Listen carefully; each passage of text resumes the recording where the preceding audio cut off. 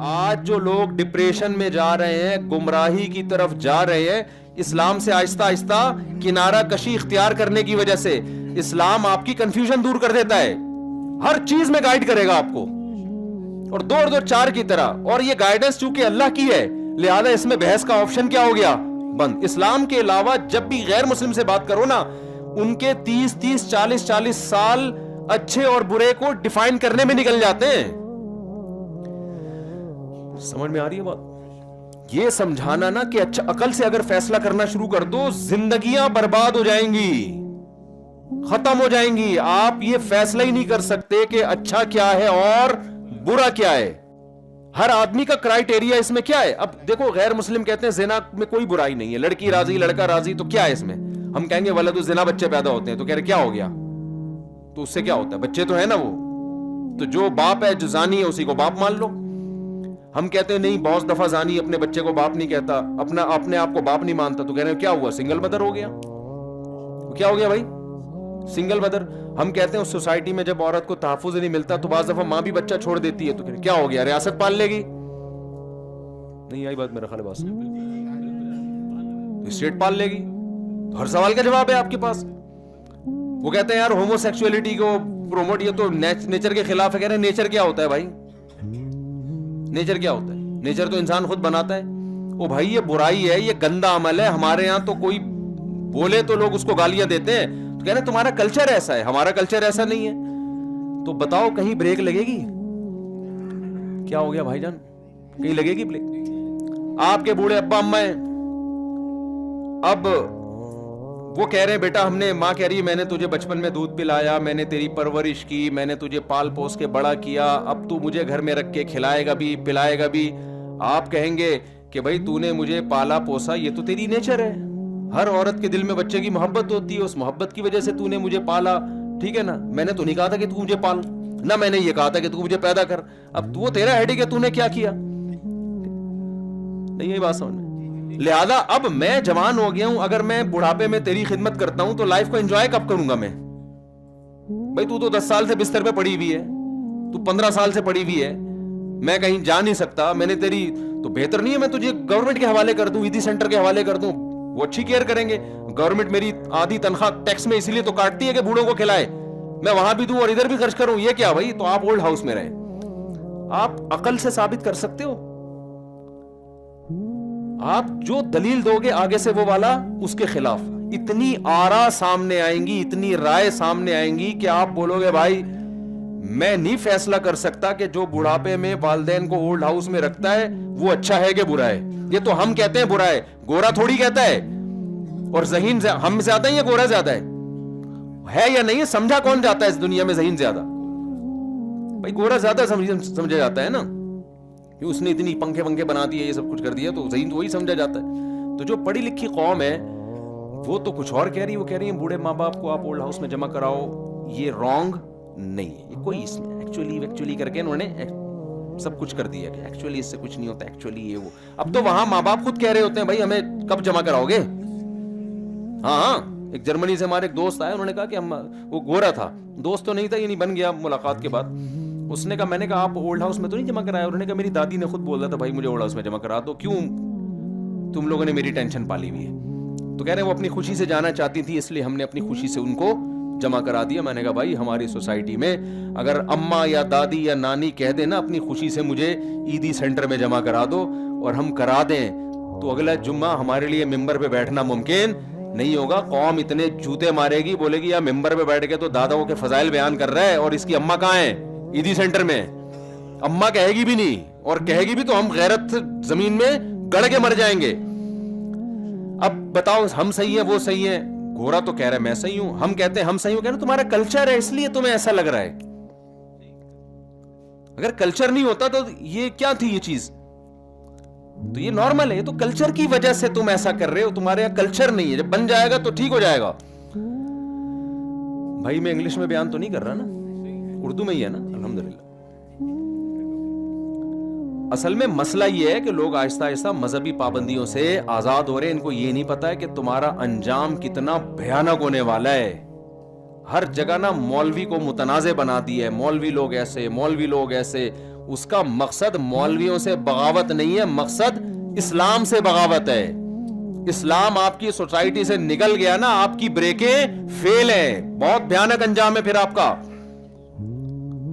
میں ایک مثال سے بات سمجھاتا ہوں, پھر آگے چلتا ہوں. یہ دفعہ میرا کہیں بیان ہوا کہ دین کے علم کی اور دینی مدارس کی ضرورت کیا ہے سوسائٹی میں. میں نے ان سے کہا وہ سوسائٹی جس میں سب کچھ ہے مولوی نہیں ہے, اور وہ سوسائٹی جس میں کچھ بھی نہیں ہے صرف مولوی ہے, تو دونوں کا فرق دیکھ لو.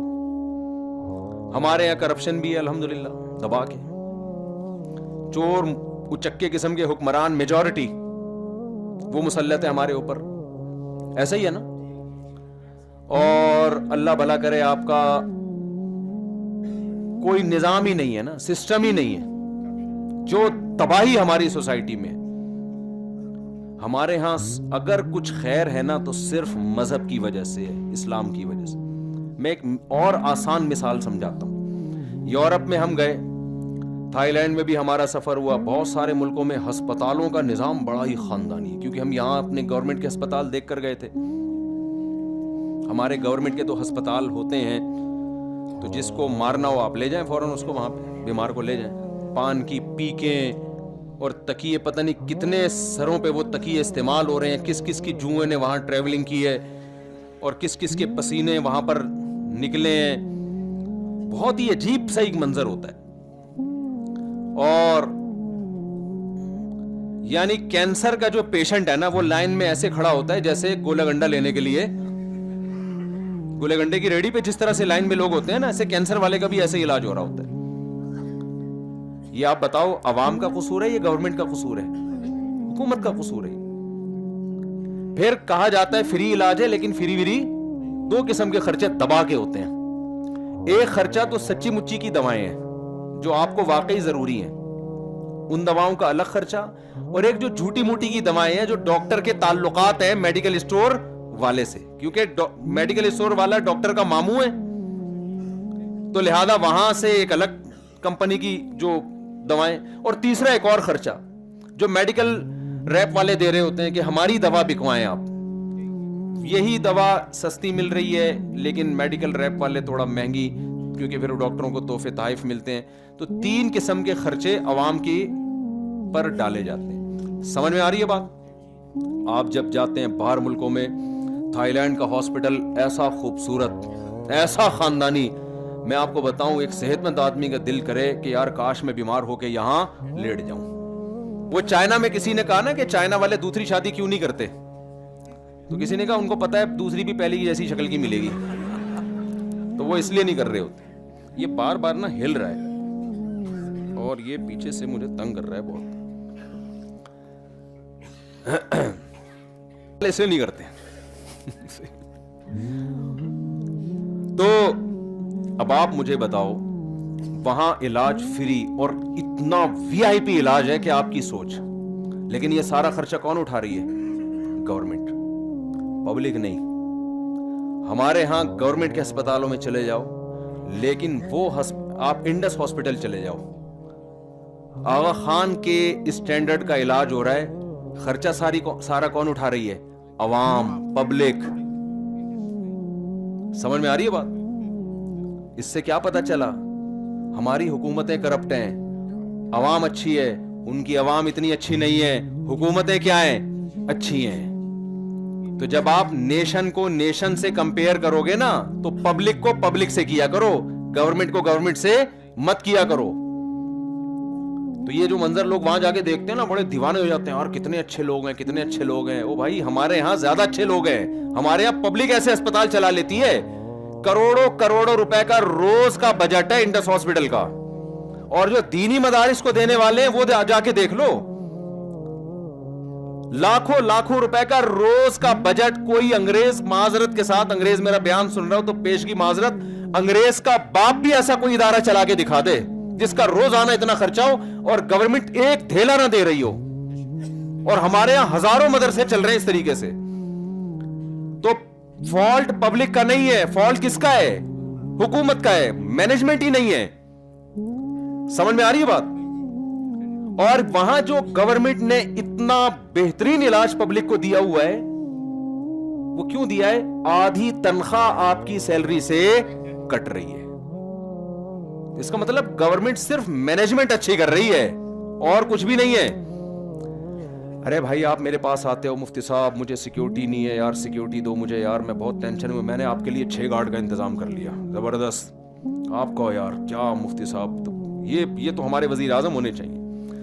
جب آپ کے پاس مہینے کی تنخواہ آئی نا تو 3 لاکھ روپے تنخواہ تھی, 50,000 ملی. میں نے کہا یہ کیا ہے؟ میں نے کہا بھائی جو آپ کے 2.5 لاکھ تھے نا, جو 3 لاکھ 2.5 لاکھ جو تھے نا, وہ میں نے بینک والوں سے بات کی ہے, جو اس دن میں نے آپ سے پیپر پہ سائن کروائے تھے نا, وہ یہی تھے کہ آئندہ آپ کی تنخواہ سے 2.5 لاکھ کس کو ملیں گے؟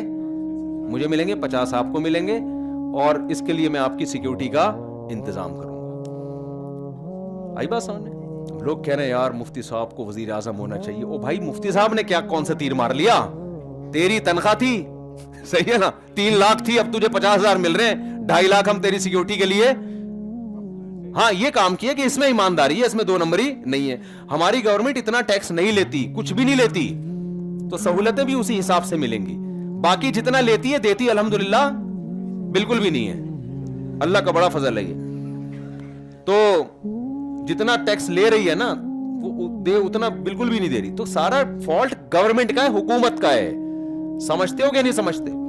تو خیر ہم اپنے اصل بات کی طرف آتے ہیں. تو میں یہ عرض کر رہا تھا میرے بھائی کہ اچھائی اور برائی جو ہے نا, جب تک آپ اسلام سے نہیں سیکھو گے, آپ ساری زندگی کس میں رہو گے؟ کنفیوژن میں.